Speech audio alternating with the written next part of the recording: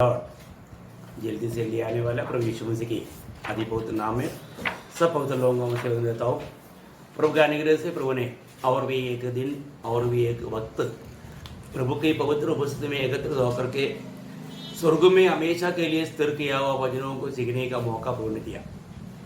जितना भी हमें प्रभु का वचन सुनने के लिए अवसर मिलता है कितना धन्यवाद है, क्योंकि यूहन्ना 15:3 में प्रभु कहता है कि ये वचन सुनने के द्वारा तुम पवित्र हो गया है।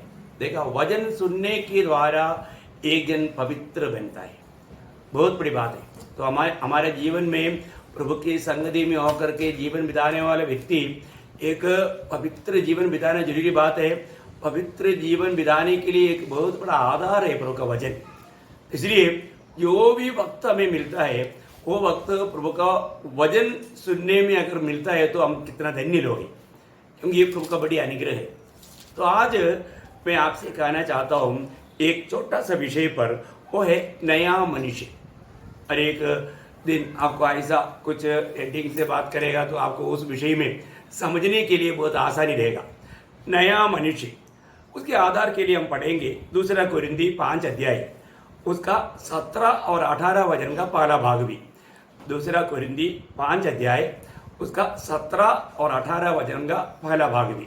इसलिए यदि कोई मसीह में है तो वह नई सृष्टि है, पुरानी बातें बीत गई है, देखो सब बातें नई हो गई है।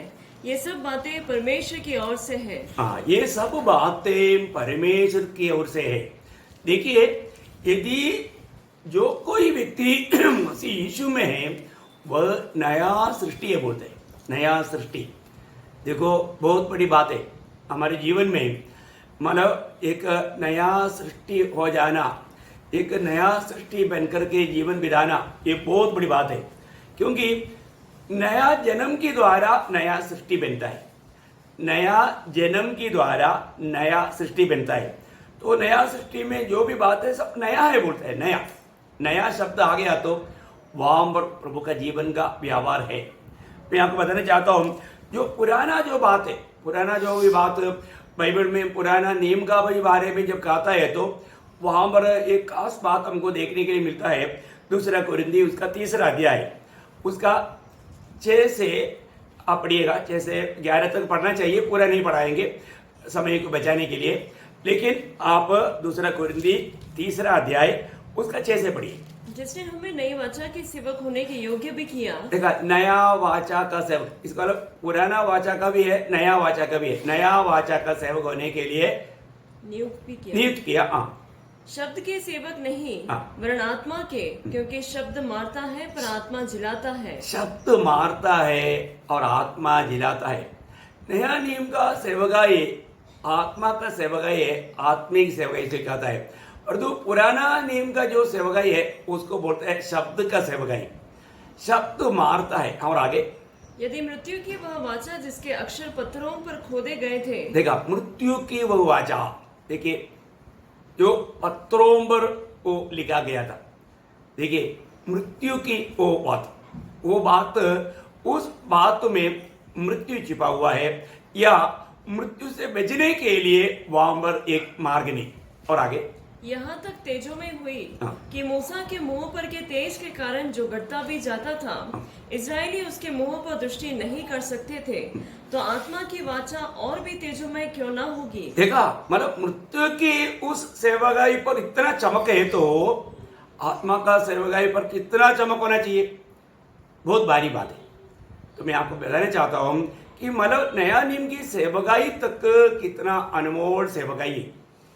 तो हमें नया नियम का प्रभु ने सेवा दिया, वो सेवा कितना तेजोमय होना चाहिए उसका। मतलब पुराना नियम का जो भी बात बोलता है, पुराना बातें, पुराना नियम की बातें, वो सब बातों में कुछ मतलब कमी पर जब वही 2 कोरिन्थी उसका पहला कोरिन्थी 5 अध्याय उसका 6 से 8 पढ़ना। पहला कोरिन्थी 5 अध्याय का 6 से 8।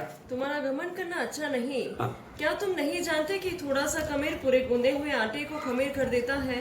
पुराना खमीर निकाल कर अपने आप को, पुराना खमीर, देखो पुराना और नया ये शब्दों में भी थोड़ा गौर देना।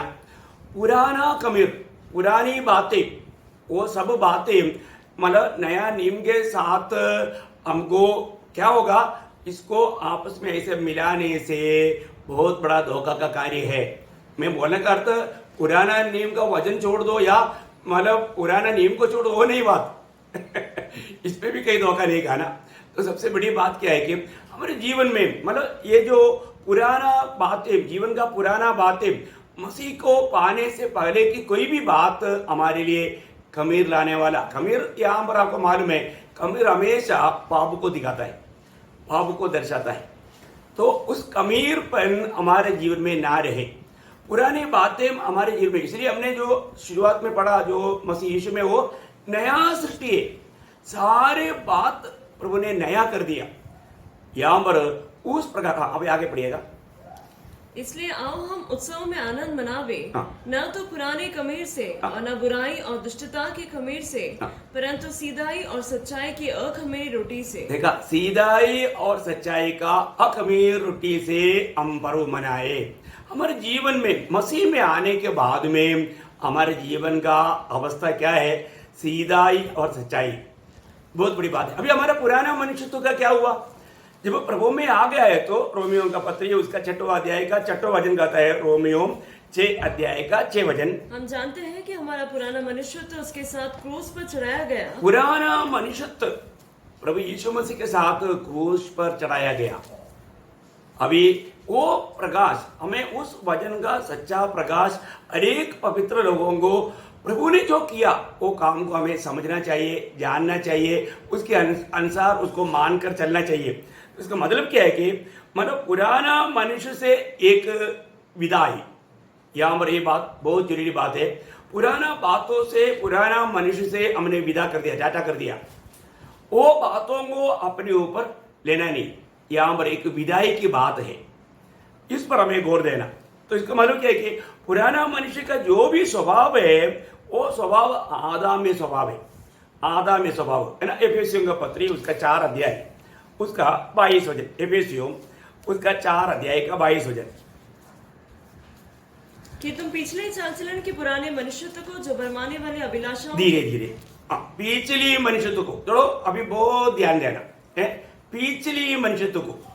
अभी मेरे से भी फास्ट हो गया स्नेहा, तो कोई बात नहीं, वापस पढ़िएगा।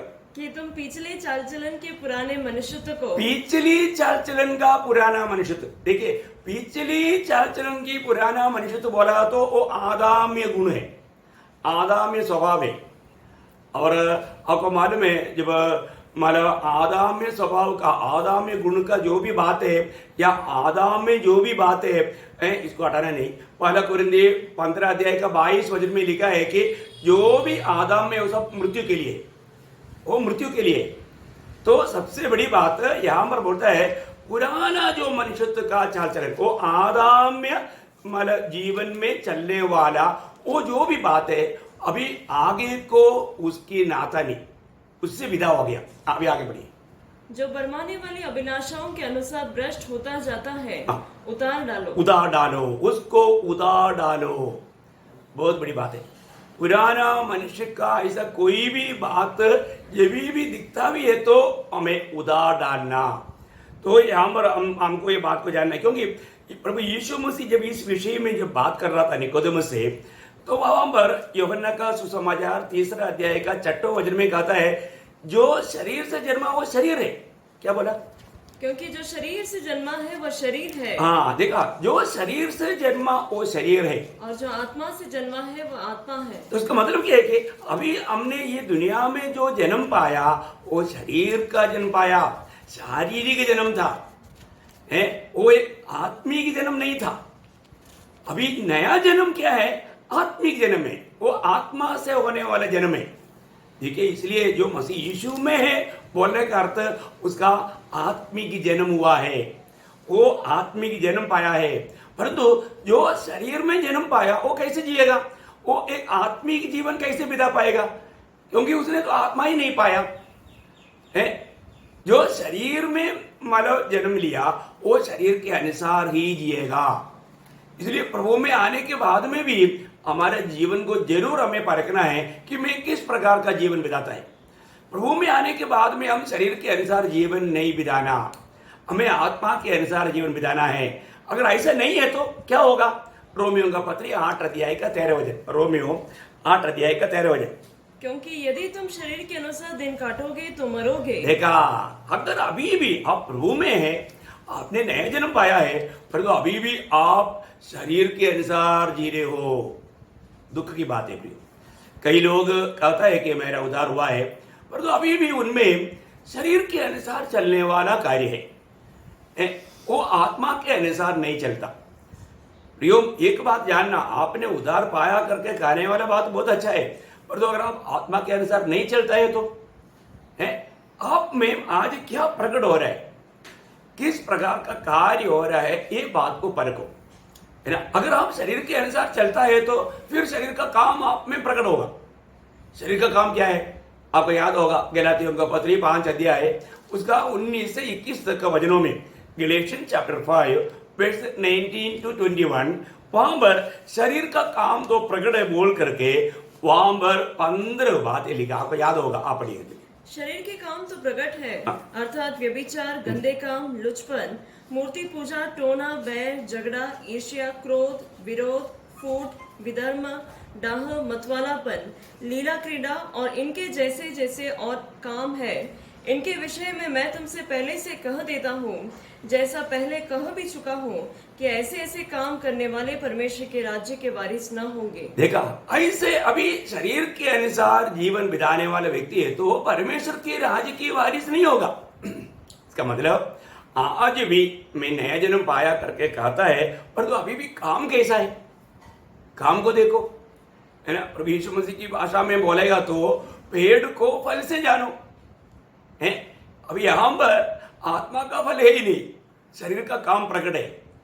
इसका मतलब क्या है कि वो व्यक्ति का रियली उसका नया जन्म नहीं हुआ। सच्चाई बात वो है, शायद पानी में डुबकी लिया होगा, पानी में डुबकी लेना नया जन्म नहीं। नया जन्म पाया हुआ लोगों के लिए बपतिस्मा है, तो परंतु आज बहुत लोगों का, खास करके इस समय की पीढ़ी के लोग इतनी धोखा खाया हुआ है, उनको मतलब सच्चा नया जन्म का अनुभव तक अधिकतर लोगों को नहीं। जब भी अपन लोगों के साथ बात करने के टाइम पर ही मालूम पड़ता है कि उन लोगों को या उनको प्रभु के प्रति या प्रभु का वचन के प्रति या प्रभु का गवाही देने के प्रति या एक पवित्र जीवन बिताने के प्रति या एक प्रार्थनामय जीवन बिताने के प्रति उनको थोड़ा भी इच्छा नहीं। कितना दुखदायक बात है प्रियो। तो इसका मतलब क्या है कि एक व्यक्ति एक नया सृष्टि बनना वो व्यक्ति का कोशिश नहीं, ये प्रभु के ओर से। अभी हमने शुरुआत में ही पढ़ा था, मतलब 2 कुरिन्थियों 5:18 का शुरुआत में, कि ये किसका काम है। 2 कुरिन्थियों 5 अध्याय का 18 वचन की शुरुआत हमने पढ़ा था, वापस एक बार पढ़िए। ये सब बातें परमेश्वर की ओर से है। हाँ, ये सब बातें परमेश्वर की ओर से है। हाँ प्रियो, परमेश्वर की ओर से है ये सारी बात। या एक नया सृष्टि बनना ये कोई मनुष्य की कोई मेहनत नहीं, परिश्रम नहीं, ये परमेश्वर की ओर से है। आपको याद होगा ना, जब निकोदेमुस के साथ का प्रभु की जो बातचीत में प्रभु ने उनको इस मतलब परमेश्वर के राज्य में प्रवेश करने का विषय जब कह रहा था, मतलब उस समय में यूहन्ना का सुसमाचार 3 अध्याय का 3 से 5, यीशु ने उसको उत्तर दिया, मैं तुझसे सच सच कहता हूँ, यदि कोई नए सिरे से न जन्मे तो परमेश्वर का राज्य देख नहीं सकता। निकोदेमुस ने उससे कहा, मनुष्य जब बूढ़ा हो गया तो कैसा जन्म ले सकता है? क्या वह अपनी माता के गर्भ में दूसरी बार प्रवेश करके जन्म ले सकता है? यीशु ने उत्तर दिया, मैं तुझसे सच सच कहता हूँ, जब तक कोई मनुष्य जल और आत्मा से न जन्मे तो वह परमेश्वर के राज्य में प्रवेश नहीं कर सकता। देखिए यहाँ पर बहुत साफ बात है। अभी देखो, इतना मतलब निकोदेमुस कौन है? एक उपदेष्टा है ना, मतलब उनका यहूदियों का एक रबी है, परंतु नया जन्म के बारे में कहा तो उनमें कितना बचपना है ना। आत्मिक बातों को समझने के लिए प्रभु की आत्मा का सहायता चाहिए। अभी आप देखिए, इतना बड़ा उपदेष्टा होते हुए बुढ़ा आदमी है, उपदेश देते देते अभी इतना बुढ़ा हो गया, अभी भी प्रभु की बातों को वो नहीं समझ पाया। सबसे बड़ी बात है प्रियो, हमारे जीवन में आत्मिक बातों को जानने के लिए हमें आत्मा का सहायता चाहिए। यहाँ पर प्रभु यीशु मसीह नया जन्म के बारे में कहा तो मतलब निकोदेमुस बोल रहा है कि अभी मैं इतना बूढ़ा हो गया, अभी भी मैं वापस माँ के पेट में जाकर के वापस जन्म ले सकता है क्या? कितना तमाशा की बात है। तब प्रभु बोलता है, जल और आत्मा के द्वारा जब तक नया जन्म नहीं पाएगा। बोलने का मतलब प्रियो, ये जो जन्म ये कभी भी मनुष्य की ओर से नहीं, ये परमेश्वर की ओर से मिलने वाला एक मतलब कार्य है। ये मतलब ये पेंट लगाने वाला बात नहीं, ये बिल्कुल प्रभु की ओर से होने वाला काम की द्वारा मिलने वाला महान अनुभव है। ये तो नहीं है कि मतलब आपको मालूम है कहीं दवाई का मतलब समय खत्म हो गया तो उसको नया डेट दे दिया, नया डेट देने से वो दवाई काम में आएगा क्या? नहीं आएगा। ऐसा भी काम नहीं। तो सबसे बड़ी बात है नया जन्म का बात प्रियो, ये बिल्कुल मनुष्य की ओर से नहीं, ये परमेश्वर की इच्छा से होने वाला काम है। परमेश्वर की इच्छा से होने वाला काम है। आपको याद होगा जब याकूब का पत्री पहला अध्याय का 18 वचन में, याकूब उसका पहला अध्याय का 18 वचन,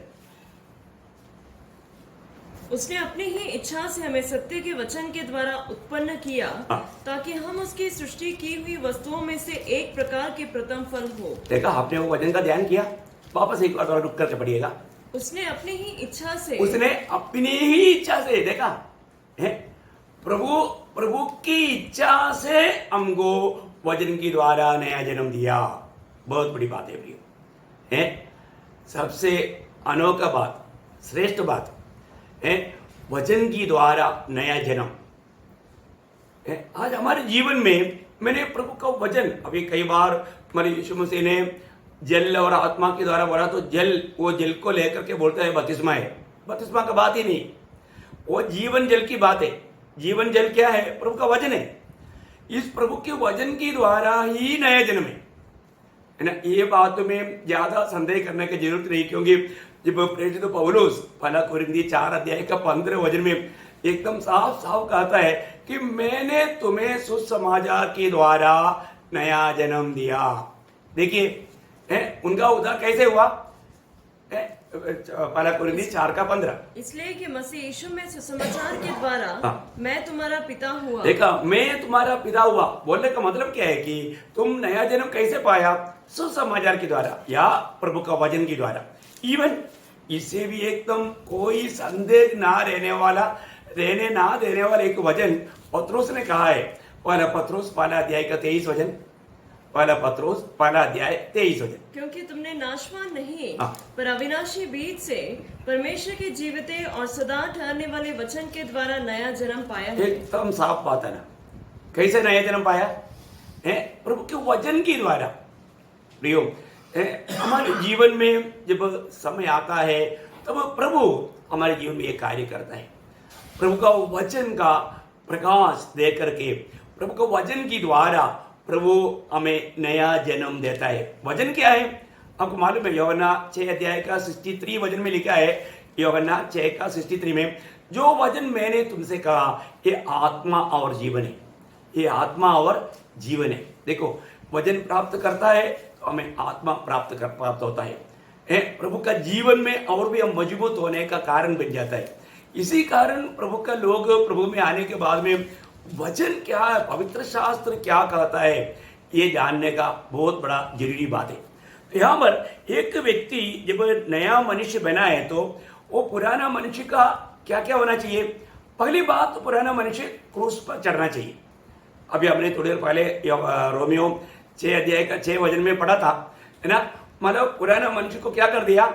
सूली पर। थोड़ा पढ़ेंगे 6 का 6। हम जानते हैं कि हमारा पुराना मनुष्य तो उसके साथ क्रूस पर चढ़ाया गया। हाँ, प्रभु के साथ क्रूस पर चढ़ाया गया वो अनुभव, है ना। ये बात का सही प्रकाश जानना कितना अनोखा बात है। आपको मालूम है जब प्रेरित पौलुस अपना विषय में क्या गवाही देता? गलातियों 2 का 20 में, मैं मसीह के साथ सूली पर चढ़ाया गया। इसका मतलब क्या है कि एक तो जो पुराना जो मनुष्य जो है प्रभु यीशु मसीह के साथ सूली पर चढ़ाया जाने वाला अनुभव पाना चाहिए। एक व्यक्ति, एक नया सृष्टि बना हुआ व्यक्ति को पहली बात पुराना मनुष्य सूली पर चढ़ाया हुआ अनुभव चाहिए। दूसरी बात, उधार डाला हुआ अनुभव चाहिए। उधार डाला हुआ अनुभव चाहिए, है ना। जब कोलोसियों का पत्री 3 अध्याय का 9 वचन, कोलोसियों 3 अध्याय का 9 वचन, क्योंकि तुमने पुराने मनुष्य को उसके कामों समेत उतार डाला। हाँ, देखा, पुराना मनुष्य को अभी यहाँ पर क्या कर दिया? उतार डाला। तो आप देखिए, इसको आप बहुत ध्यान से समझना। पहली बात, पुराना मनुष्य को सूली पर चढ़ाया, और यहाँ पर पुराना मनुष्य का कामों समेत उतार डाला। अभी पुराना मनुष्य का और भी एक काम है, त्यागना, त्यागना। अब एफेसियों का पत्री 4 अध्याय का 22 वचन कि तुम पिछले चाल चलन के पुराने मनुष्यत्व को हाँ। जो भरमाने वाले अभिलाषाओं के अनुसार भ्रष्ट होता जाता है हाँ। उतार डालो। उतार डालो, उसको भी उतार डालो लिखा। हाँ, उतार डालो, ठीक है। मतलब उसको एक्चुअली त्यागना चाहिए, ठीक है, कोई बात नहीं, उसको भी उतार डालो। आप देख से भी गिनेगा तो भी चलेगा, क्योंकि अपने से दूर होने वाली बात है। मैं अपनी मलयालम भाषा के अनुसार मैंने वो बात को तैयार किया, इसके लिए बताया। Okay, no problem. तो बोलने का अर्थ वो फिर हमारे में रहना नहीं, वो बातों को हमें त्यागना है। तो अभी मतलब नया जन्म क्या है, अभी इस विषय में कई बार कई रीति में हमने संदेश सुना है। आज भी मैं आपको जरूर प्रभु के आत्मा जब भी हम प्रभु का वचन ध्यान करता है तो नया नया प्रकाश देते रहता। तो नया जन्म क्या है, ये मतलब आपको मालूम है, एक प्राग या स्वाभाविक व्यक्ति को आत्मिक व्यक्ति बनाने वाला कार्य है ना। नया जन्म क्या है? एक प्राकृत व्यक्ति भी इसमें आत्मा नहीं। जब आपको याद होगा पहला कोरिन्थी 2 अध्याय का 14 वचन पढ़ेगा तो वो शब्द मिलेगा, मैं उसके लिए वो वचन पढ़ाता हूँ। पहला कोरिन्थी 2 अध्याय का 14 वचन। परंतु शारीरिक मनुष्य शारीरिक लिखा है, स्वाभाविक। हाँ, एक्चुअली वहां पर आना चाहिए स्वाभाविक है। ओके, तो स्वाभाविक चलेगा। तो अभी कोई हिंदी भाषा में क्या, कुछ इंग्लिश शब्दों में भी मतलब अलग अलग करके समझना कठिन है, तो भी आपको मैं बताना चाहूंगा। स्वाभाविक मतलब जिसमें नया जन्म का अनुभव नहीं, जिसमें प्रभु की आत्मा नहीं, नेचुरल मैन, हाँ, नेचुरल मैन, ठीक है ना। जिसको नया जन्म का अनुभव नहीं, जिसको मतलब जिसका उद्धार नहीं हुआ, उसके बारे में, क्योंकि मतलब हिंदी में मतलब स्वाभाविक मनुष्य करके मेरे ख्याल में उद्धार पाया हुआ लोगों का भी शारीरिक मनुष्य करके उद्धार पाया हुआ लोगों के बारे में भी लिखा है। आपको डाउट क्लियर करने के लिए मतलब पहला कोरिन्थी 3 अध्याय का 1-2 वचन पढ़ना। हे भाइयों, मैं तुमसे इस रीति से बातें न कर सका जैसे आत्मिक लोगों से, परंतु जैसे शारीरिक देखा, लोगों से। यहाँ पर भी शारीरिक आया, परंतु ये लोग कौन है? ये उतार पाए हुए लोग हैं। इसलिए एक्चुअली जो पहला कोरिन्थी 2 अध्याय का 14 वचन स्वाभाविक होना चाहिए, स्वाभाविक और शारीरिक और आत्मिक, ये 3 लेवल। तो आपको समझ गया, क्योंकि आपको काफी हमारा वचन में प्रकाश है, मैं आशा करता हूं आप समझ गया। तो यहाँ पर मतलब इस नया जन्म, ये नया जन्म बिल्कुल हमें क्या कर दिया, पुराना अवस्था से एकदम मतलब स्वाभाविक अनुभव से हमें एक आत्मिक अनुभव में लाया, या एक स्वाभाविक व्यक्ति को एक आत्मिक जन्म बनाता है। यह है नया जन्म करने वाला सबसे पहला काम है। नया जन्म क्या है? हम स्वाभाविकों को एक आत्मिक मनुष्य बनाता है। उस आत्मिक मनुष्य ये कौन करता? प्रभु करता। ये तो बात जब यूहन्ना का सुसमाचार पहला अध्याय उसका 13 वचन, यूहन्ना उसका पहला अध्याय का 13 वचन। वे न तो लहू से, न शरीर की इच्छा से, हाँ। न मनुष्य की इच्छा से, हाँ। परंतु परमेश्वर से उत्पन्न हुए हैं। देखा, ये परमेश्वर से उत्पन्न हुआ, मतलब ये परमेश्वर की इच्छा से उत्पन्न हुआ। एक्चुअली वो शब्द तो वहां पर आना चाहिए। देखिए, एक बहुत बड़ी बात है, ये प्रभु की इच्छा से हुआ है, मनुष्य की इच्छा से नहीं, शरीर की इच्छा से नहीं, ये कोई रूढ़ी परंपरा के अनुसार नहीं, ये कोई शारीरिक संबंध से नहीं, ये कोई लघु के रिश्ते से नहीं, ये परमेश्वर से हुआ संभव है। बहुत बड़ी बात है। इसका मतलब क्या है कि ये नया जन्म जो होता है परमेश्वर से होता है। और इसमें क्या हो गया, नया जन्म पाने के बाद पाया हुआ व्यक्ति का रूप कैसे बन गया? उसका रूप क्या बन गया? एफेसियों का पत्री 4 अध्याय उसका 24 वचन। एफेसियों 4 अध्याय का 24। और नए मनुष्यत्व को पहन लो, नया मनुष्यत्व को पहन लो, जो परमेश्वर के अनुरूप सत्य की एक मिनट, परमेश्वर के अनुरूप। देखिए, किसका अनुरूप? बंदर किसके अनुरूप रहता है? बंदर का बच्चा बंदर के अनुरूप, बिल्ली की बच्चा बिल्ली के अनुरूप ना, कुत्ते के बच्चा बंदर का अनुरूप रहता है क्या? नहीं नहीं नहीं, वो कुत्ते के अनुरूप रहेगा। अभी नया जन्म परमेश्वर से हुआ है तो हम किसका रूप बन गया? परमेश्वर का अनुरूप बन गया। आहा, आनंद अच्छा लगता है कि नहीं? परमेश्वर का अनुरूप। अभी वो वचन पूरा पढ़ना। और नए मनुष्यत्व को पहन लो जो परमेश्वर के अनुरूप सत्य की धार्मिकता और पवित्रता में सृजा गया है। देखा, सत्य की धार्मिकता और पवित्रता में सृजा गया। उसके साथ कोलोसियों का पत्री, उसका 3 अध्याय 10 वचन में पढ़िए। कोलोसियों 3:10, देखिए प्रियो, एक नया सृष्टि हुआ। जो व्यक्ति प्रभु यीशु में नया सृष्टि हुआ, वो परमेश्वर का रूप वाला बन गया, परमेश्वर का स्वरूप बन गया। आपको मालूम है, मनुष्य को परमेश्वर ने अपने स्वरूप और छाया में बनाया, परंतु पाप के कारण सारे बात बिगड़ गया। परंतु नया जन्म के द्वारा वापस हमें परमेश्वर का स्वरूप में लाया। 3:10, और नए मनुष्यत्व को पहन लिया है। देखो, हमने नया मनुष्यत्व को पहन लिया है, जो अपने सृजनहार के स्वरूप के अनुसार। देखो, अपनी सृजन, वो शब्द पर आप थोड़ा ध्यान दीजिए, अपनी सृजनहार के स्वरूप के अनुसार ज्ञान प्राप्त करने के लिए नया बनता जाता है। हाँ, इसका मतलब यहाँ पर थोड़ा रुक करके आपको ये भी बताना चाहूंगा, स्वरूप का अर्थ क्या है ना। स्वरूप का मतलब है आंतरिक गुण, हमारा अंदर का गुण है। परमेश्वर की उस आंतरिक गुणों में हमारे जीवन को लाया है। क्या क्या गुण लाया है? धार्मिकता, सच्चाई, पवित्रता, प्रेम, ज्योति, विवेक, निर्णय लेने का सामर्थ्य, ये सब खूबी प्रभु ने हमारे में लाया। क्या अनमोल बात है? हमें परमेश्वर का स्वरूप बनाया। ये बातों में हमारा जीवन बदला है कि नहीं, ये बात को परखना है। हम उस सच्चा धार्मिक व्यक्ति बना हो कि नहीं।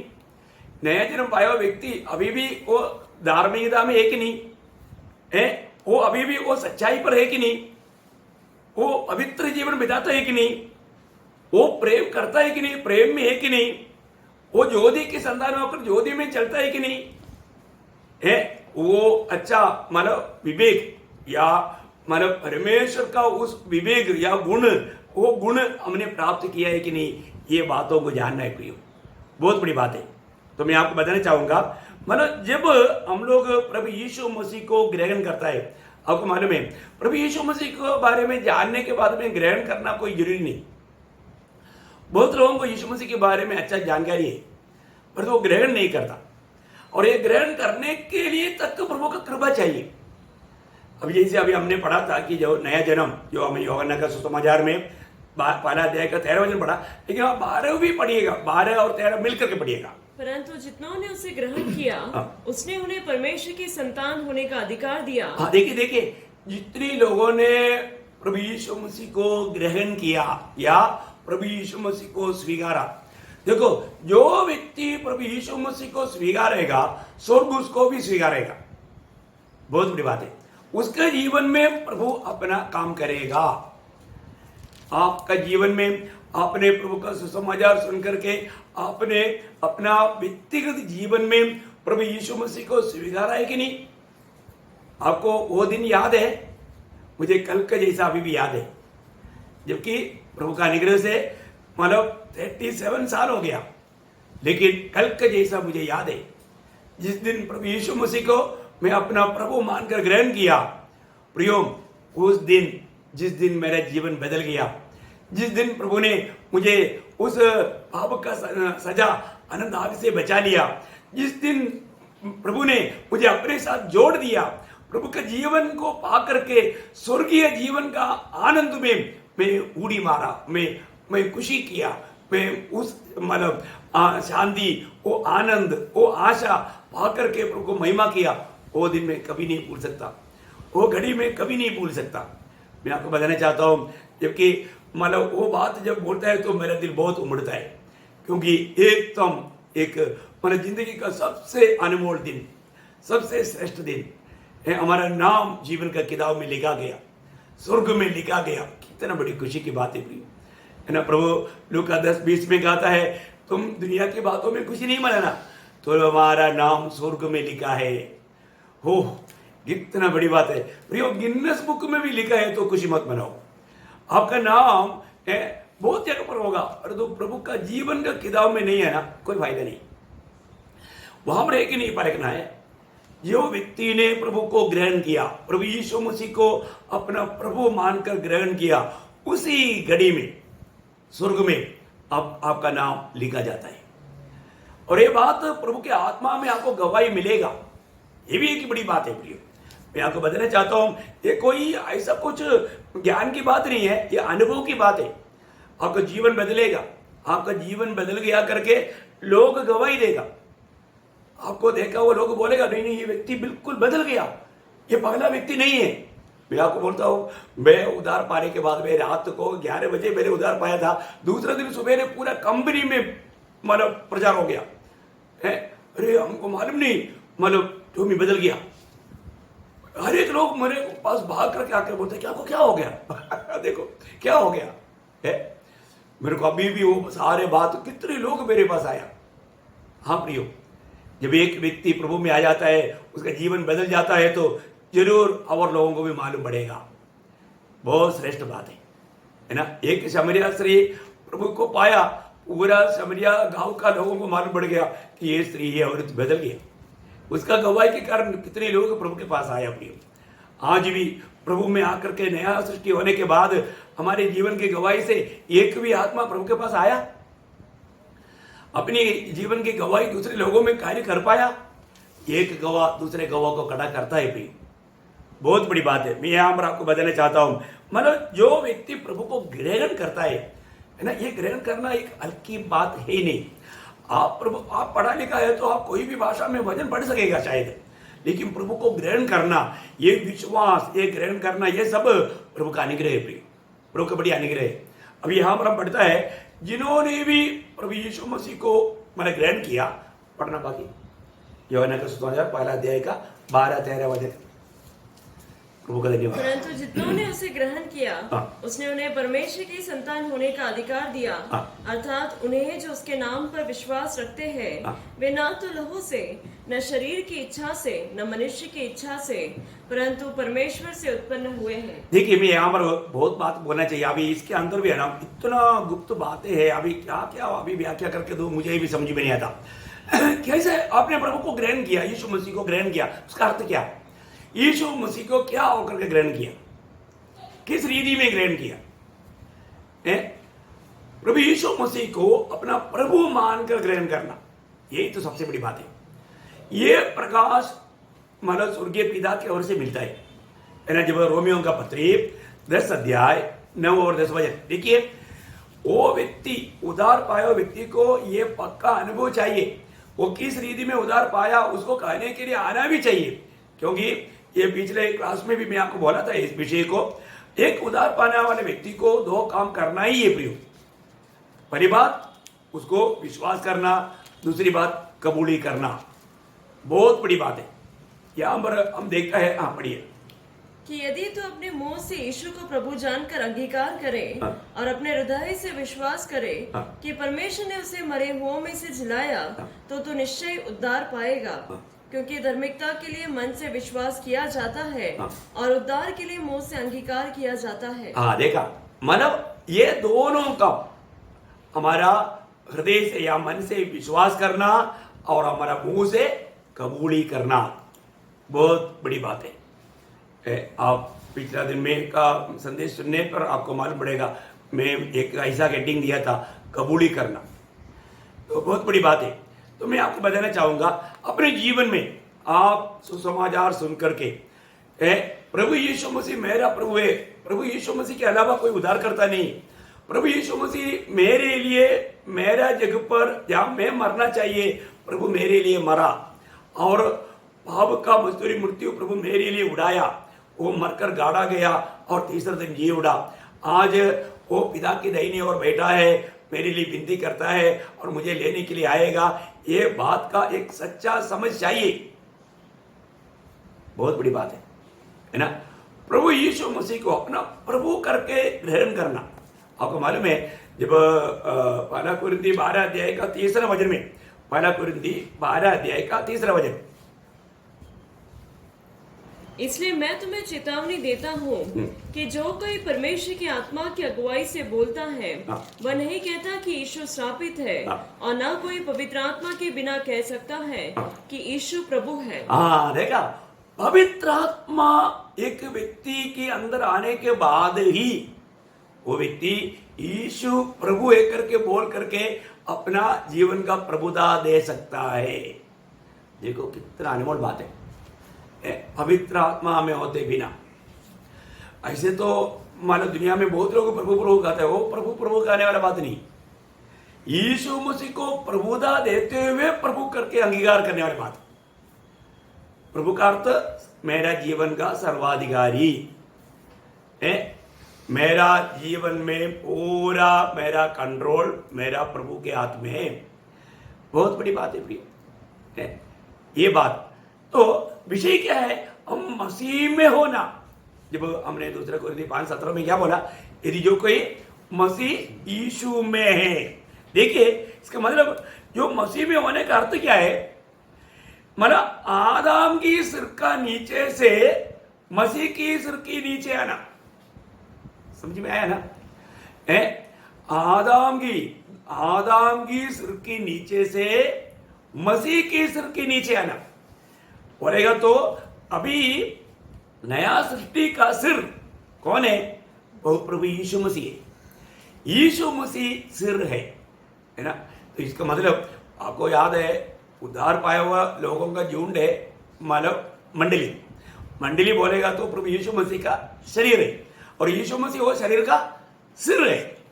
देखिए तो इसका मतलब क्या है कि हम पहले आपको याद होगा बाइबल में दो ही व्यक्ति और उनको दोनों को आदम कहा गया है ना। पहला कोरिन्थी 15 अध्याय का 45 वचन पढ़ना। पहला कोरिन्थी 15 अध्याय का 45। ऐसा ही लिखा भी है कि प्रथम मनुष्य अर्थात आदम जीवित प्राणी बना। हाँ देखिए, प्रथम मनुष्य अर्थात आदम, मतलब इस आदम में ये दुनिया में जन्म होने वाला सारे लोग हैं। ये दुनिया में जितना भी लोग जन्म हुआ है और होने वाला है, वो सब का हेड ये आदम है। पहला मनुष्य आदम।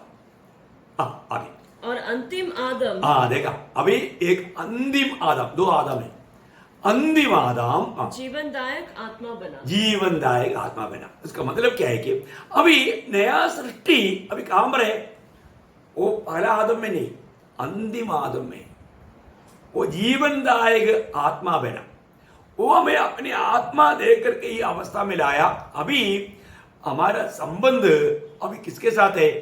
अंतिम आदम कहने वाला प्रभु यीशु मसीह के साथ है, जो पहला आदम की सिर की अधीनता से आखिरी आदम या अंतिम आदम, आखिरी नहीं अंतिम आदम यीशु मसीह की सिर के नीचे हो गया। बहुत गौरव की बात है ना। जब एफेसियों का पत्री पहला अध्याय उसका 22 वचन, एफेसियों पहला अध्याय का 22 वचन। और सब कुछ उसके पांव तले कर दिया। सब कुछ उसके पांव तले कर दिया और उसे सब वस्तुओं पर शिरोमणि ठहराकर। यीशु मसीह को क्या किया? सारे वस्तुओं का शिरोमणि या सिर बनाया। सिर बनाया। यीशु मसीह को सिर बना करके कलीसिया को दे दिया। तो इसको मतलब कलीसिया का एक ही सिर है, वो प्रभु यीशु मसीह है ना। कई बार लोग बोलते हैं ना, अरे तुम्हारा मंडली का हेडक्वार्टर कहाँ है? कई लोग बोलते हैं बॉम्बे में है, कोई लोग बोलते हैं दिल्ली में है, कोई लोग बोलते हैं केरला में कुंभनाड में है। कोई नाड में कुंभनाड भी नहीं, बॉम्बे भी नहीं, दिल्ली भी नहीं। ओरिजिनल मंडली का हेडक्वार्टर स्वर्ग में है। जहाँ पर हेड है वहाँ पर हेडक्वार्टर है। हमारा हेड कहाँ पर है? स्वर्ग में है।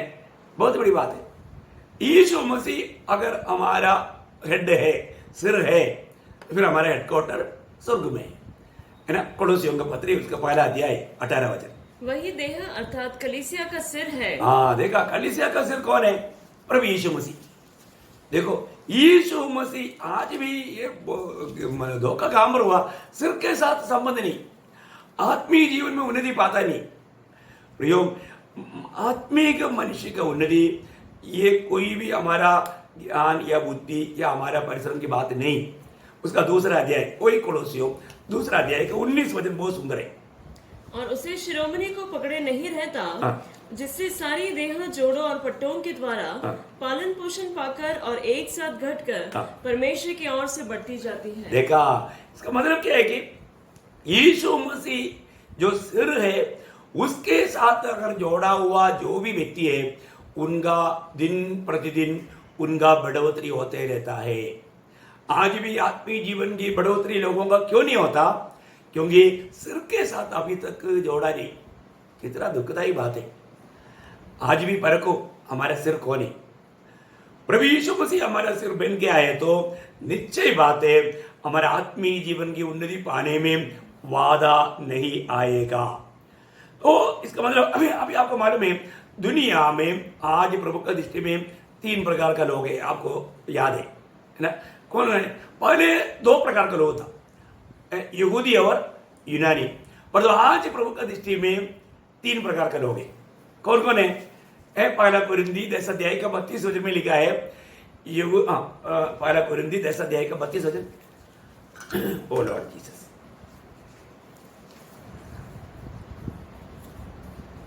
तुम ना यहूदियों ना यूनानियों और ना परमेश्वर की कलीसिया के लिए ठोकर के कारण बनो। थोड़ा और रुक करके। तुम ना यहूदी मतलब यहूदी एक मानो ग्रुप है यहूदी, ना यूनानियों। यूनानी मीन्स अन्य जाति। यहूदी के बाहर जो भी है सबको मिला करके सबको एक टोकरी में यूनानी है, मतलब जाति के लोग। यहूदी के अलावा बाकी जो भी है सब जाति का। और ना परमेश्वर की कलीसिया के। देखो तीसरा एक ग्रुप परमेश्वर की कलीसिया। ये कौन है? ये यहूदियों से और यूनानियों से जो भी प्रभु यीशु में विश्वास किया वो सभी लोग मंडली के लोग हैं। मंडली के लोग ऐसा 3 ग्रुप है।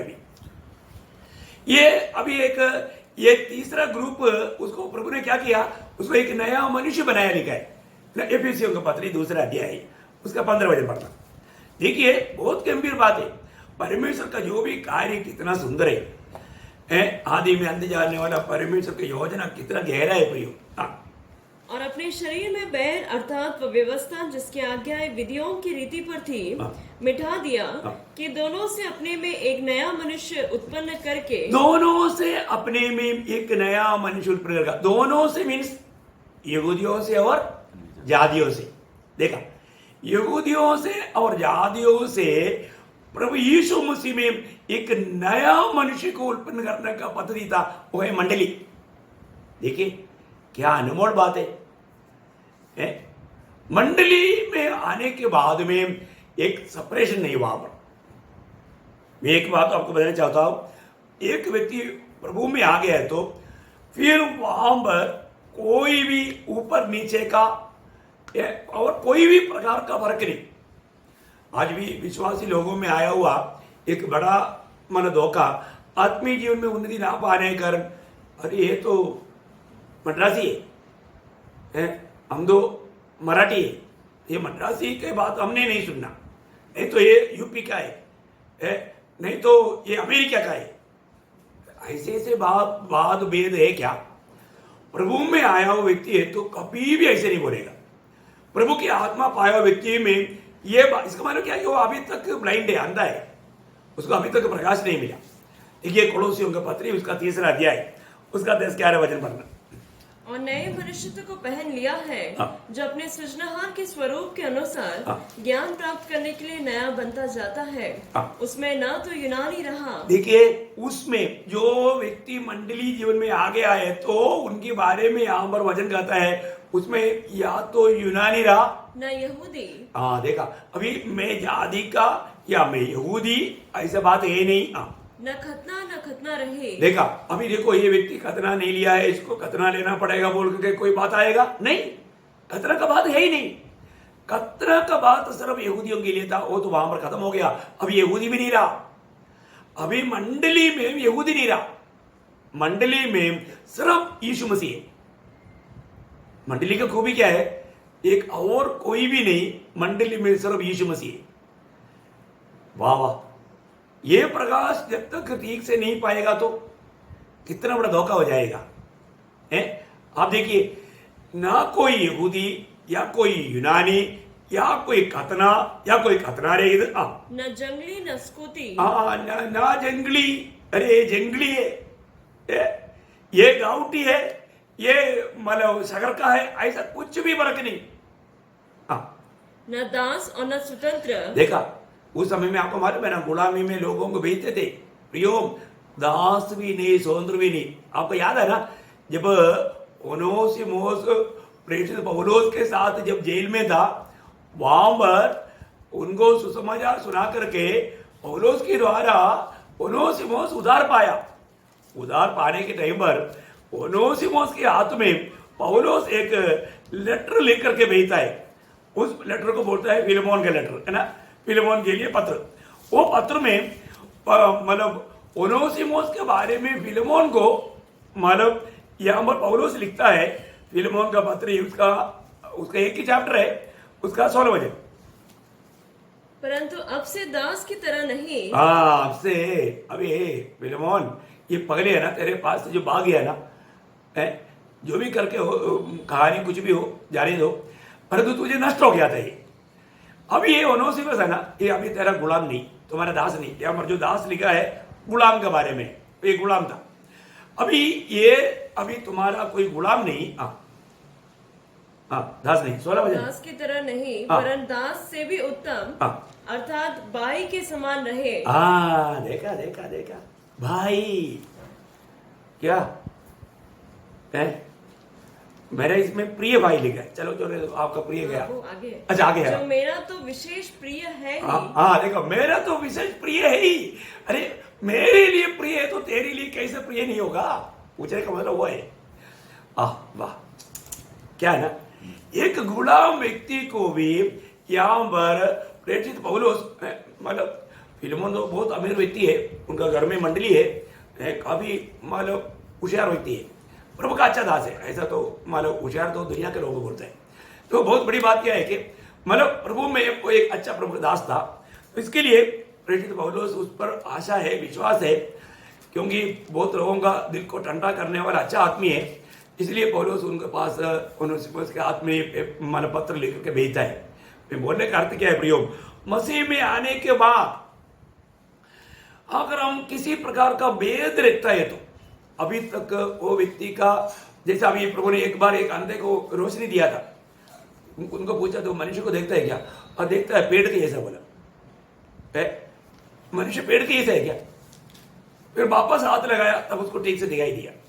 ऐसा अभी मेरे को लगता है बहुत लोगों को अभी वापस एक बार कुछ तो करना पड़ेगा। जरूरत है क्या? आपको दिखाई दे रहा है, सब में मसीह दिखाई दे रहा है, और मसीह में मसीह दिखाई देता है, तो फिर वो मंडली कितना अच्छा मंडली है। आप प्रभु का मंडली में मसीह के अलावा और कोई दिखना नहीं चाहिए। तो अभी वो मतलब कोलोसियम 3 का 11 वचन वापस पढ़िएगा, आखिरी भाग। उसमें न तो यूनानी रहा, न यहूदी, न खतना रहित, न जंगली, न स्कूती, न दास और न स्वतंत्र, केवल मसीह सब कुछ और सब में है। देखा, केवल मसीह सब कुछ और सब में है। वाह, बहुत बड़ी बात है, सब में मसीह दिखना। मैं कई बार बताया हुआ एक बात, अभी समय नहीं है, नहीं तो मेरे को बोलने की इच्छा है। एक अरबी के पास एक यहूदी गया था, मतलब यहूदी मतलब वीसा का संबंध में गया, तो उन्होंने बोला है कि मतलब क्यों क्या चाहिए, क्या बात है, थोड़ा इंक्वायरी किया तो बोला मैं एक सुवार्थी है। बोला सुवार्थी? क्या सुवार्थी? बोला मैं प्रभु यीशु मसीह की सुसमाचार सुनाता है। यहूदी यीशु मसीह के सुसमाचार सुनाता है बोला तो अरबी को आया बहुत चकित है। ये सुना, ये सुसमाचार सुनाने वाला एक सुवार्थी है। ये अरबी ने क्या किया, अपनी कुर्सी से उड़ गया।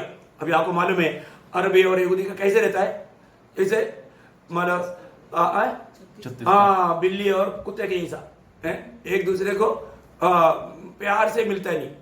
अब ये मतलब अरबी उड़ गया तो ये मतलब यहूदी का दिल में एकदम तड़प होने लगा।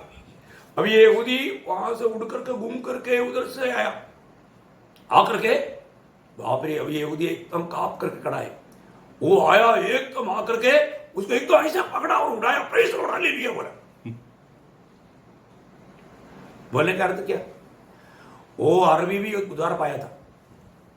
वो उधार पाया व्यक्ति होने के कारण ये एक प्रभु का दास है, प्रभु का जन है, अरे इसमें यीशु मसीह है, ये सुना तो वो अरबी रुक नहीं पाया। आप देखो प्रिय, वो ये है, आप देखा है?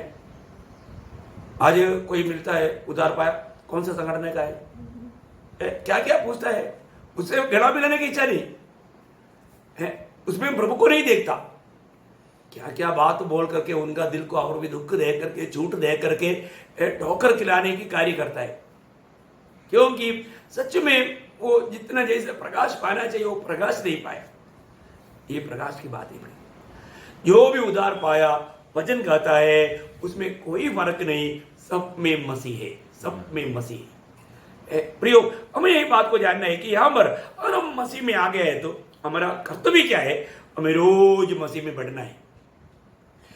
उधार पाया व्यक्ति में यीशु मसीह का जन्म हो गया, अब यीशु मसीह उसमें बढ़ना है। यीशु मसीह बढ़ते बढ़ते कहां तक बढ़ना है ना? एफेसियों का पत्री 4 अध्याय का 15 वचन में लिखा है, मसीह की सिर तक बढ़ना। कहां तक बढ़ना? मसीह की सिर तक बढ़ना। रोज हमें बढ़ना है ना। मसीह जीवन में हमको परखना चाहिए प्रियो, कल से बढ़ करके आज में बढ़ पा रहा है कि नहीं। बढ़ने के लिए क्या करना चाहिए? पहला पत्रोस 2 अध्याय का 1-2 वचन में लिखा है कि तुम्हें अभी जन्मा हुआ बच्चे की नायंद निर्मल वजन रूपी निर्मल दूध पीने के लिए लालसा करना। देखिए, इस वजन रूपी दूध पीते रहेगा तो हम क्या होगा? मसीह में उन्नति पाएगा, मसीह में बढ़ते जाएगा। प्रियो, आज लोग मतलब अंदर का मनुष्य के ऊपर ध्यान देने से बढ़कर के बाहर का मनुष्य का बहुत ख्याल करता है। टॉनिक पीता है, विटामिन टैबलेट खाता है, जल्दी मरने की इच्छा नहीं, मृत्यु से अभी भी डरता है। अच्छा, क्योंकि कुछ भी बात आएगा तो अच्छा डॉक्टर ढूंढता है, स्पेशलिस्ट। एक बात ध्यान रखना प्रियो, हमारे जीवन में हम प्रभु में आने के बाद में रोज रोज जिस प्रकार में बढ़ना चाहिए बढ़ता है कि नहीं? 2 कोरिन्थी 4 अध्याय का 16 वचन में प्रेरित पौलुस का एक अच्छा गवाही के शब्द में मिलता है। 2 कोरिन्थी 4 का 16, इसलिए हम हियाव नहीं छोड़ते, यद्यपि हमारा बाहरी मनुष्यत्व नष्ट होता जाता है, तो भी हमारा भीतरी मनुष्यत्व दिन प्रतिदिन नया होता जाता है। प्रियो, ये गवाही हमारे में आना चाहिए। दिन प्रतिदिन हमारा भीतरी मनुष्यत्व नया होता जाता है, भीतरी मनुष्यत्व बदलता है। प्रभु की जैसे जैसे वचन का प्रकाश हम प्राप्त करते जाएगा उसके अनुसार हम भीतरी मनुष्यत्व में, क्योंकि प्रभु का जो भी काम है आत्मा में है, आत्मा में काम होता है तो वो मतलब सारे काम एकदम लोगों को बाहर से दिखने में नहीं आएगा, लेकिन व्यवहार से ये बात समझ में आएगा। प्रियो, उसका 3 अध्याय का 18 वचन, 2 कोरिन्थी 3 का 18, परंतु जब हम सबके उगाड़े चेहरे से प्रभु का प्रताप इस प्रकार प्रकट होता है, जिस प्रकार दर्पण में, तब प्रभु के द्वारा जो आत्मा है, हम उसी तेजस्वी रूप में अंश देखा, उसी तेजस्वी रूप में अंश करके बदलते जाते हैं। हाँ, थोड़ा थोड़ा करके बदलते जाता है, अंश करके बदलते जाता। जैसे जैसे हमें आत्मिक जीवन में भोजन मिलते जाएगा उसके अनुसार हमारे भीतरी मनुष्यत्व में हमारा बदलाव होते रहेगा। होते होते कहाँ तक बढ़ना चाहिए? मैं एक बात आपको बताना चाहता हूँ, जब भी पवित्र लोग एक दूसरे को मिलता है ना, हमारे अंदर एक बोझ चाहिए। वो क्या बोझ है मालूम है? कि वे लोगों में मसीह दिखाई देना। प्रेरित पौलुस को एक बड़ा बोझ था, वो बोझ हर एक मानव भक्तों का जीवन में होना चाहिए करके मैं भी आशा करता हूँ। वो आशा क्या है ना, गलातियों 4 का 19 है। गलातियों 4:19 में प्रेरित पौलुस कहता है, जब तक तुम में मसीह की रूप नहीं बनता तब तक मुझे प्रसवी वेदना है, बोलते है ना। एक स्त्री का जीवन में सबसे बड़ा वेदना प्रसवी वेदना है। उस प्रसवी वेदना के साथ सेवा करता है, किस लिए? एक दूसरे को मसीह के रूप में लाने के लिए। क्या बात है? उसको एक दूसरा प्रकार बोलेगा तो कोलोसियों का पत्री में और एक रीति में उसको लिखा है। कोलोसियों 1 अध्याय का 28-29 वचन, कोलोसियों 1 अध्याय का 28-29। मैं ये सारे वचन आपको क्यों बता रहा हूँ? ये वचनों के द्वारा उस परमेश्वर की योजना को समझ करके उसके अनुसार जिएगा, अनंत काल में उसका लाभ है। इसके लिए आपको समझा रहा हूँ। जिसका प्रचार करके हम हर एक मनुष्य को चेतावनी देते हैं और सारे ज्ञान से हर एक मनुष्य को सिखाते हैं कि हम हर एक व्यक्ति को मसीह में सिद्ध करके उपस्थित करें। इसी के लिए मैं उसकी उस शक्ति के अनुसार जो मुझ में सामर्थ के साथ प्रभाव डालती है, तन मन लगा कर परिश्रम भी करता हूँ। देखा, तन मन लगा करके। आप देखो, स्वर्ग हमारा कामों को तोलता है। हमारा काम तोलने के टाइम पर हमने जो तन मन लगा करके जो कार्य किया ना, उसका बहुत बड़ा इनाम है। ऐसे नहीं पट्टे के रूप में, है ना। कई बार लोग ठैक देता है, चाहिए तो ले लो। एक तो चेहरे देखेगा तो कोई नहीं लेगा, क्योंकि एक स्माइलिंग फेस नहीं। मैं हमेशा लोगों को ट्रैक्ट बांटने के लिए जाने के टाइम पर बोलता हूँ, जहाँ पर भी जाता है तो आपका चेहरा कैसे होना चाहिए। अब देखो ना, सेल्समैन को देखो, अरे सार क्या उनका क्या सूट कोट टाई सब बांधा हुए, तो भी मतलब खेती में काम करने वाला व्यक्ति को भी बोलेगा सर। ये सुनते ही उसका तो थोड़ा 2 स्टेप ऊंचा हो जाता है, क्योंकि पहले जिंदगी में किसी ने सार बोला है। क्योंकि वो तो उस सेल्समैन का उन लोगों का दिया हुआ एक शिक्षण है। वो इतना भी बात विश्वासियों को सुसमाचार सुनाने के टाइम पर आत्मा जीतने के प्रति नहीं, दर्शन नहीं है। चाहिए तो ले लो, नहीं तो हम जानते हैं। प्रभु ने बोला है, जो नहीं सुनता धूली भी उधरी चाट दो। ये सब बहाना है प्रियो। ऐसा बहाना बोल करके प्रभु का महिमा नहीं होता है। कितनी बातों को प्रभु का महिमा के लिए ना इस्तेमाल करते हुए अपने मनमानी में लोग काम करता है। ऐसा नहीं प्रियो। एक नया जन्म पाया हुआ व्यक्ति को नाश में जाने वाले आत्माओं के बारे में कितना बोझ चाहिए प्रियो, बड़ा बोझ चाहिए। और वो बोझ के साथ नहीं करता ना, तो स्वर्ग में कोई इनाम नहीं इसका। यहां पर मैं आपको ये बात बताना चाहूंगा कि एक विश्वासी जब ये दुनिया में रहता है, उनका 2 अवस्था रहता है। 2 अवस्था। एक विश्वासी जो उदार पाया हुआ व्यक्ति जब वो दुनिया में रहता है, तो वो दुनिया में भी है, साथ साथ स्वर्ग में भी है। आपको मालूम है ना, है? क्योंकि एफिसियों के पत्री उसका 2रा अध्याय, उसका 6-7, आपका हिंदी में क्या 6 या 7 है? 7 वजन है, 6। और मसीह यीशु में उसके साथ उठाया और स्वर्गीय स्थानों में उसके साथ बैठाया। देखिए यहाँ पर वचन गाता है कि हमें मसीह के साथ स्वर्ग में बैठाया। अभी तो किधर है ना, और तो वचन बोलता है हमें मसीह के साथ स्वर्ग में बैठाया। उसका और भी एक बात को थोड़ा गहराई में जानने के लिए और एक वचन बढ़ाता हूँ, कोलोसियों 3:3। मैं थोड़ा तोड़ करके बोल रहा हूँ, क्योंकि आपको थोड़ा समझने के लिए, उसके अंदर से वो गुण आपको मिलने के लिए। क्योंकि तुम तो मर गए। तुम मर गया। देखो, जो प्रभु यीशु मसीह में विश्वास किया ना, तो हम मर गया। तो हमारा वो जीवन कहाँ गया? हमारे जीवन मसीह के साथ परमेश्वर में छिपा। देखा अभी तो स्वर्ग में पहुंच गया ना। कौन सा जीवन पहुंच गया, तो फिर हम कहाँ रह गया? अपन भी पहुंच गया ना। बहुत बड़ी बात है। तो एक बात, अभी हम स्वर्ग में प्रभु के साथ सिंहासन में बैठाया हुआ अनुभव है, साथ ही साथ अभी फिजिकली हम दुनिया में है। इसलिए इधर जीने के समय में सावधान रहना, क्योंकि दुनिया में हमारा एक जो कार्य होता है अपने अंगों के द्वारा होता है, उसमें सावधान रहना। 1-2 वचन में उसके लिए पढ़ा हूं। जब कोलोसियों का पत्री 3रा अध्याय का 5 वचन, इसलिए अपने उन अंगों को मार डालो, जो उन अंगों को मार डालो जो पृथ्वी पर है। देखा, पृथ्वी पर रहने के समय में उन अंगों को, अभी हम स्वर्ग में, हमारा रियली पिता की दृष्टि में हम एक्चुअली प्रभु के साथ, क्योंकि पिता ने हमको मसीह में रखा। वो ये बात सच में देखेगा तो कितना अनमोल है ना, है? इतना बड़ा कार्य है। हम लोग जो भी प्रभु में आया, उद्धार पाया, वो लोग सही प्रकार बोलेगा तो अभी काम रहे प्रभु के साथ स्वर्ग में है। हमको मिला हुआ प्रभु का कार्यों के बारे में जानेगा तो हम कितना आत्मा में भरकर प्रभु की स्तुति करेगा भाई, कितना स्तुति करेगा। देखिए यहाँ पर बोलता है कि उन अंगों को मार डालो जो मृत्यु में है।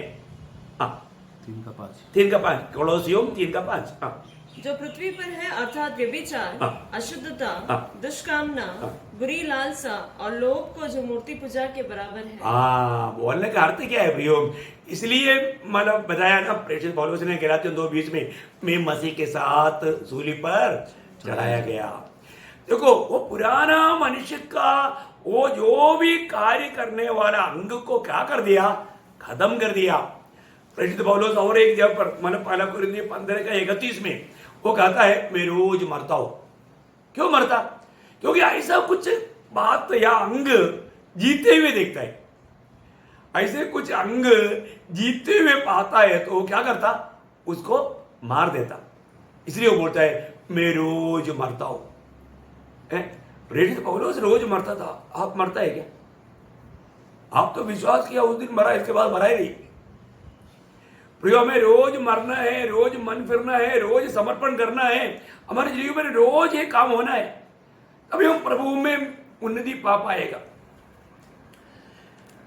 मैं इसलिए आपको बताना चाहूंगा प्रियो, कई बार हम लोग क्या है, हम लोग कभी भी पाप नहीं करता ना, करता है क्या? जो मन फिरावट किसको चाहिए? पापियों को चाहिए। पाप होता है कि नहीं? अरे एक दिन कितना पाप करता है? अपने को जानना प्रियो। अगर हम मतलब प्रभु की आत्मा हमको वो बात याद नहीं दिलाता, हमारे में मन फिरावट का कार्य अगर नहीं होता, इसका मतलब एक प्रकार मतलब शायद प्रभु से बहुत दूर हो गए। प्रभु से बहुत दूर होने के कारण प्रभु का आवाज अभी सुनने में नहीं आ रहा है। प्रभु का आवाज सुनने में आएगा तभी तो सही में मन फिरावट का एक अनुभव आएगा। बहुत पवित्र लोगों का अवस्था आज बहुत प्रभु से दूर चले जाने वाला अनुभव है, क्योंकि वो प्रभु का आवाज भी नहीं सुन पाता। दुखदायक बात है प्रभु, हमको परखना है। आज मेरे जीवन में प्रभु के सामने पाप कबूल करके, सच्चा मन फिर करके, प्रभु के साथ हमेशा मेल खाते हुए, प्रभु के आवाज सुनते हुए, प्रभु के साथ एकदम चलने वाला अनुभव हमारा है कि नहीं, ये जानना। यहाँ पर हम देखते हैं कि हमारा इस पृथ्वी की उन अवयवों को, अंगों को मार डालना एक प्रभु में आए हुए एक व्यक्ति का सबसे बड़ा बात है। और हमें अपने आप को क्या जानना, क्या गिनना। रोमियो का पत्र में एक सुंदर ऐसे शब्द है, रोमियो 6 अध्याय का 11 वचन। Lord Jesus, thank you. Romeo 6 का 11। ऐसे ही तुम भी अपने आप को पाप के लिए तो मरा, तुम भी अपने आप को पाप के लिए मरा, परंतु परमेश्वर के लिए मसीह यीशु में जीवित समझो। देखा, अभी हम किसके लिए जीवित है? परमेश्वर के लिए मसीह यीशु में जीवित है। परमेश्वर के लिए मसीह यीशु में जीवित है। देखिए बहुत बड़ी बात है ना। मतलब प्रभु ने हमको अभी मतलब यीशु मसीह को जिस प्रकार पिता ने भेजा, वैसे आज यीशु मसीह ने हमको दुनिया में भेजा। आज हमारा जीवन हमारे लिए जीने के लिए नहीं रखा। आज भी कितनी लोग ये बात को जानता है। आज के जीवन को आप परखो, आज आप किसके लिए जिया? अपने लिए जिया या प्रभु के लिए जिया? वचन क्लियर कहता है, साफ कहता है, दूसरा कुरिन्थी 5 अध्याय का 15 वचन, दूसरा कुरिन्थी 5 अध्याय का 15 वचन। ये वचनों को सही रीति में जानना प्रियो। और वह इस निमित्त सबके लिए मरा कि जो जीवित है वे आगे को अपने लिए न जिए, परंतु उसके लिए जो उनके लिए मरा और फिर जी उठा। देखा, हमारे लिए कौन मरा? प्रभु यीशु मसीह है। तो हम आगे को अपने लिए नहीं जीना, फिर मसीह के लिए जीना, जो कि हमारे लिए मरा और जी उठा। यह है मसीह जीवन। यदि हमने वास्तव में इसका सच्चाई को नहीं जाना, उसके अनुसार जीवन नहीं बिताया, तो कोई बात को है ना, एक अनमोल रीति में रोमन्स उसका 14 अध्याय का 7-8 वचन पढ़ना। रोमियो 14 अध्याय का 7-8। क्योंकि हम में से न तो कोई अपने लिए जीता है। देखा, ये वचन बोलता है हम में से कोई भी अपने लिए नहीं जीता। और ना कोई अपने लिए मरता है। अपने लिए नहीं मरता। यदि हम जीवित हैं तो प्रभु के लिए जीवित है, और यदि मरते हैं तो प्रभु के लिए मरते हैं। अतः हम जिए या मरे हम प्रभु ही के हैं। प्रियो, हम जिए या मरे हम प्रभु का है। आज हम प्रभु का जान करके, प्रभु का मैं परमेश्वर के लिए मसीह यीशु में आज ये दुनिया में जो जीवन बिताता है, मैं प्रभु के लिए जी रहा हूं। अपने आप को जानना प्रिय है, मैं प्रभु का है, प्रभु ने मुझे खरीदा है। बहुत बड़ी बात है। आज अभी भी अगर हम स्वयं को जीना चाहेंगे तो वो जीवन प्रभु की इच्छा के खिलाफ रहेगा, वो एक भावमय जीवन रहेगा। हमें मसीह के लिए जीना है प्रिय। हमारा हर एक काम का उद्देश्य प्रभु का महिमा होना चाहिए। हमारा जीवन प्रभु के लिए होना चाहिए। तो आज मैं किसके लिए जी रहा है, ये बात को हमें जानना है। देखो अभी प्रेरित पौलुस ने बोला ना, मैं रोज मरता हूं, मतलब अपने आप को वो मृत्यु की दिशा में लाने का अर्थ क्या है, हमारे में उत्पादन करने वाला सामर्थ्य खत्म, हमारे में उत्पादन करने वाला सामर्थ्य खत्म। एग्जाम्पल बोलेगा तो मतलब अब्राहम का अनुभव, अब्राहम के अनुभव में वहां पर लिखा है रोमियो का पत्री इसका 4 अध्याय का 19 वचन, रोमियो उसका 4 अध्याय का 19 वचन। वह जो 100 वर्ष का था, हाँ। अपने मरे हुए से शरीर और सारा के गर्भ की मरी हुई किसी दशा जानकर भी हाँ। विश्वास में निर्बल न हुआ। हाँ देखा, मतलब अपनी दिशा जाना, मरी हुई दिशा, वापस पढ़ना उसको। वह जो 100 वर्ष का था, हाँ। अपने मरे हुए से शरीर हाँ। और सारा के गर्भ की मरी हुई किसी दशा जान देखा अब्राहम का और सारा का दोनों का दिशा कैसे था, मरा हुआ, मतलब उत्पादन नहीं कर सकता हुआ अनुभव। देखो प्रियो, हम मसीह में आने के बाद में अपना वो पुराना जीवन का सारा काम, सारे बात खत्म, मर गया, तभी हम मसीह के लिए एक फलदायक अनुभव में जीवन बिता पाएगा। कितना अनमोल बात है, मैं आपको बताना चाहता हूं, मतलब रोज रोज हमें नया बनते जाना प्रियो। हमारे में यीशु मसीह जी रहा है कि नहीं, ये बात को हमें अनुभव करना। हमने मसीह को, जो भी लोग मसीह में आया है, मसीह में विश्वास किया है, मसीह को धारण किया। यीशु मसीह को धारण करने का अर्थ कितना गहरी बात है। जब गलातियों का पत्री 3 अध्याय उसका 27 वचन, गलातियों 3 अध्याय का 27, और तुम में से जितनों ने मसीह में बपतिस्मा लिया है, हाँ। उन्होंने मसीह को पहन लिया है। देखो मसीह को पहन लिया, मसीह को पहन लिया, इसका मतलब क्या है कि हमको देखने वाला मसीह को देख पाए, हमको देखने वाला मसीह को देख पाए। मैंने ऐसे सुना है कि जब साधु सुंदर सिंह एक घर में जाकर रहते थे, वहां पर एक बच्चा था, वो बच्चा स्कूल जाकर आते थे, मिलते थे। एक दिन स्कूल से आया तो वो घर में मतलब साधु सुंदर सिंह को नहीं देख पाया। वो आकर के अपने मम्मी को बोलता है, मम्मी यीशु मसीह कब गया, कहाँ गया, मतलब यीशु मसीह को देखा उसने, उसमें देखा, मसीह को देखना प्रिय, हमारे में मसीह को देख पाए, हम वास्तव में मसीह का पत्र बन करके, हम मसीह का सही जानकारी दुनिया को देने वाला बन करके जीना, उसके लिए प्रभु ने आज हमें ये दुनिया में रखा है। तो अभी हमने क्या पहना, मसीह को पहना। मसीह को पहनने का अर्थ दूसरा प्रकार बोलेगा तो कोलोसियों 3 का 14, कोलोसियों 3 का 14, इन सब के ऊपर प्रेम को जो शुद्धता का कटिबंध है बांध लो। हाँ, प्रेम को बांध लो, मतलब सबके ऊपर। यीशु मसीह क्या है, प्रेम है। यीशु मसीह प्रेम है। तो हमारे जीवन में हमको क्या सबसे ऊपर बांधना है, प्रेम का कटिबंध को बांधो, प्रेम को बांधो। इसका मतलब एक व्यक्ति नया जन्म पाया है कि नहीं, वो व्यक्ति को बाहर से जानने का चिन्ह क्या है, गले में एक क्रॉस डालना, ऐसा है क्या, नहीं प्रयोग। उनके व्यवहार में प्रभु का प्रेम दिखाई देगा, प्रेम दिखाई देगा। यीशु मसीह ने बोला वो बात, यूहन्ना 13 अध्याय का 35 वचन, यूहन्ना 13 अध्याय का 35 वचन। यदि आपस में प्रेम रखोगे हाँ। तो इसी से सब जानेंगे कि तुम मेरे चेले हो। वाह वाह वाह वाह, आपस में प्रेम रखता है तो है, दुनिया जानेगा मेरा चेला है। हाँ प्रियो, मसीह में आने के बाद, एक नया सृष्टि होने के बाद आज हमारे में वो मसीह को देख पा रहा है कि नहीं। प्रभु का वचन कहता है, यदि जो कोई मसीह यीशु में, वो नया सृष्टि है, पुराना बातें बीत गया है ना, पहले के बाद नफरत करने का, झगड़ा करने का, एक दूसरे की बुराई बोलने का, ऐसा सब खत्म।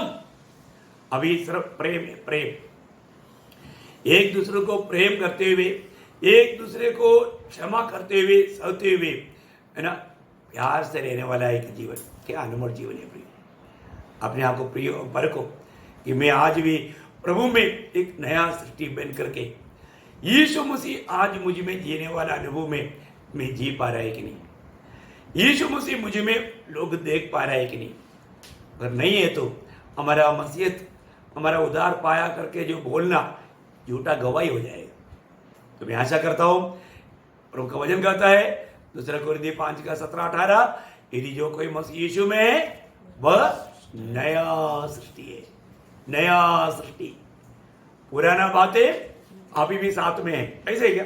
नहीं, पुराना सारे बात बीत गया, सब कुछ नया हो गया।